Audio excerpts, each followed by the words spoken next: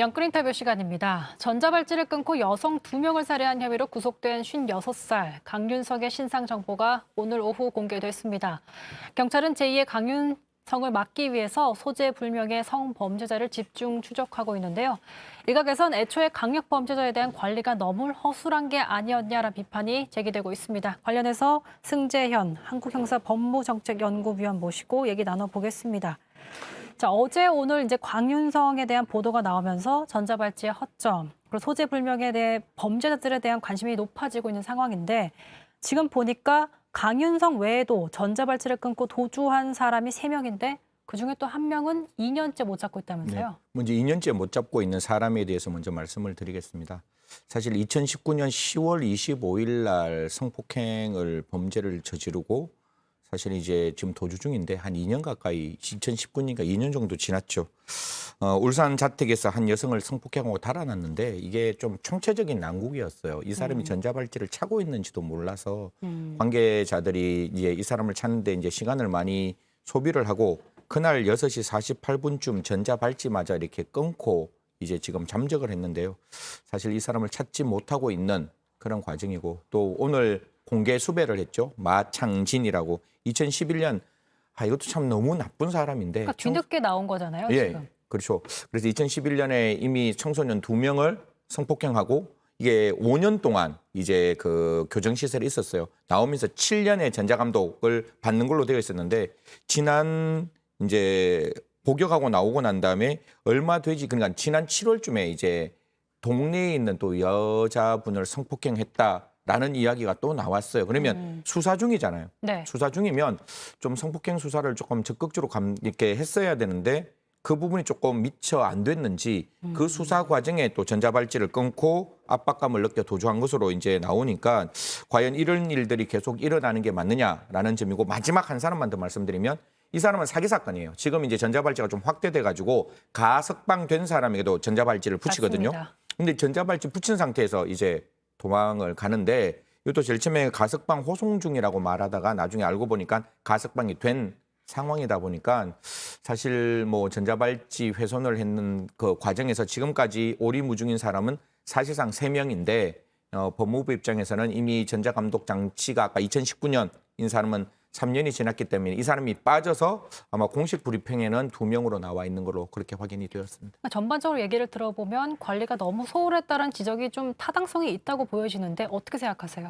뭐 관리라는 측면에서 가장 중요한 거는 전자발찌라는 거는 그 사람이 존재하고 있는 위치를 점으로 알려주는 거잖아요. 그럼 네. 알려주는 거라면 그 점이 상실되는 것을 막아야 되는 부분이 있는데 뭐 종래부터 이 부분은 계속해서 우리가 부착 명령을 받은 전자발찌를 강화시켰습니다. 강화시켰는데 정말 전자발찌를 끊겠다고 마음 먹는 사람은 이거 막을 수가 없는 부분이고 다만 제가 좀 고민했던 거는 전자장치에 누가 이렇게 딱 공격을 가하면 그 순간부터 원인이 와야 되는 거예요. 그러면 공업용 카트칼로 끊을 때 이게 1, 2분 만에 끊기지는 않거든요. 그쵸. 굉장히 오랜 시간 이렇게 그 물리력을 가한다면 물리력을 가하는 순간부터 여기 워닝 그러니까 이 전자발찌가 훼손되고 있다는 걸 좀 알린다면 분명히 그 사람이 그 전자발찌를 훼손하는 순간 출동을 해서 잡을 수 있는 가능성이 있는데 왜 그 부분이 좀 열리지 않았느냐라는 점은 지금도 조금 아쉬운 점이고 그래서 제재를 강화하는 건 강화하더라도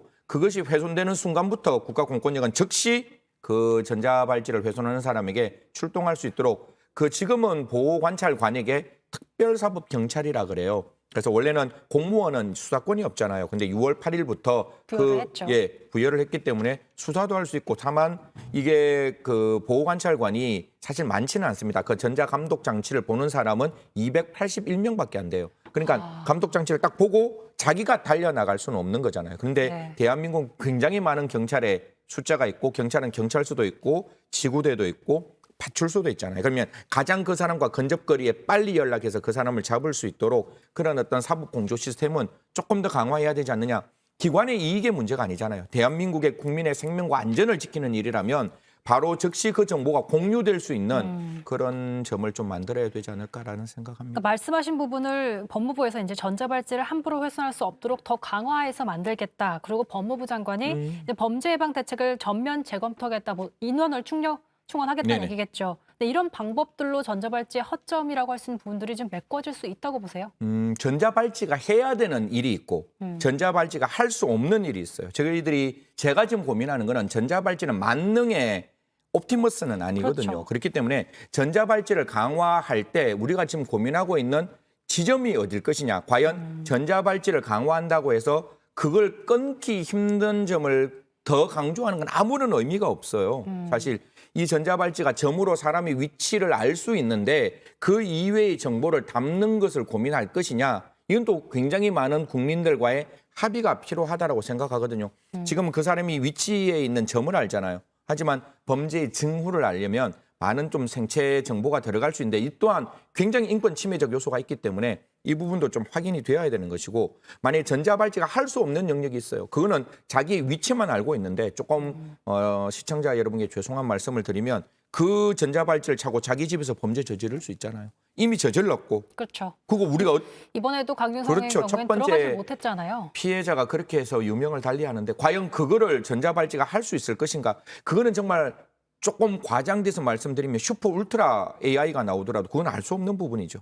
그렇기 때문에 전자발찌가 할 수 없는 부분, 즉 전자발찌를 끊고 세상에 나와서 범죄를 저지르겠다고 재범의 위험성이 있는 사람을 과연 전자발찌에 기대서 세상 밖으로 내어보내서 우리와 같은 일반 시민에게 조금 생명과 재산과 안전에 위험을 줄 것인가? 아니면 그 사람들에게 좀 더 개선교화의 여지를 두고 그 사람들을 다른 중간 영역 제3의 방법이라고 이야기하죠.